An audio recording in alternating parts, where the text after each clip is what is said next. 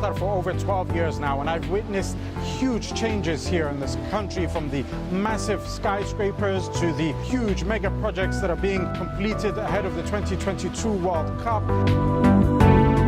But the transformation that has occurred over the past 12 months alone has arguably been more important, more significant, and will probably be longer lasting. That's because 365 days blockade have impacted on Qatar's fabric, the society, national pride, vision, and identity of this country.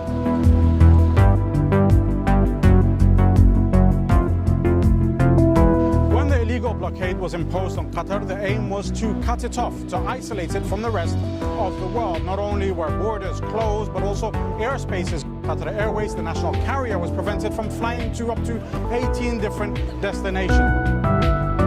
So, what's been the response over the past 12 months? Well, actually, Qatar has become more open and more welcoming to the world.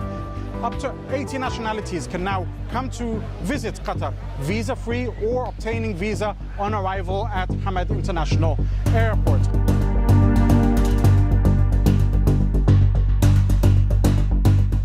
One of the more visible changes that have occurred over the past 12 months have been the diversity in produce that are now available in Qatari souks and supermarkets, after the blockading nations overnight decided to prevent basic produce and commodities from reaching Qatar. So you now have Qatari milk, Qatari yogurt, you have organic farms, poultry, all of these things being produced here in Qatar.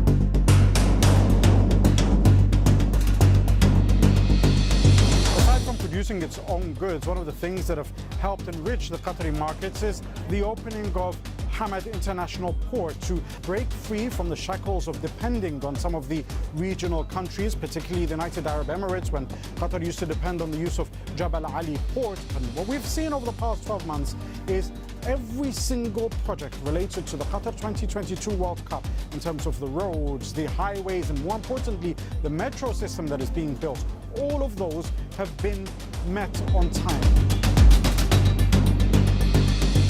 Now, Qatari youth may not be the most renowned for their artwork, but what we've witnessed over the past 12 months is an explosion in expression when it comes to arts, crafts, and other forms of culture. Young people in Qatar have taken to the fine arts to demonstrate their resistance. We've seen that through the Tamim al-Majd caricature that has found itself in all the homes, cars, buildings across Qatar, but also through plays that have taken place, as well as other events across the country. And this cultural liberation, if you will, has been one of the trademarks of the 12 months under blockade.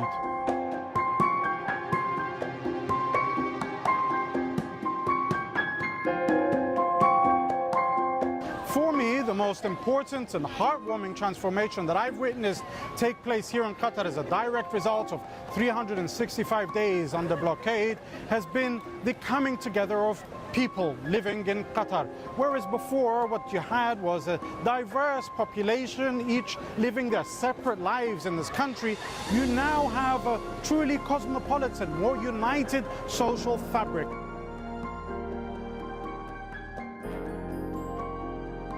People from all walks of lives, all different nationalities have united, not only behind the leadership of this country, but united in resistance, saying together in one loud voice, "We are Qatar, now stronger."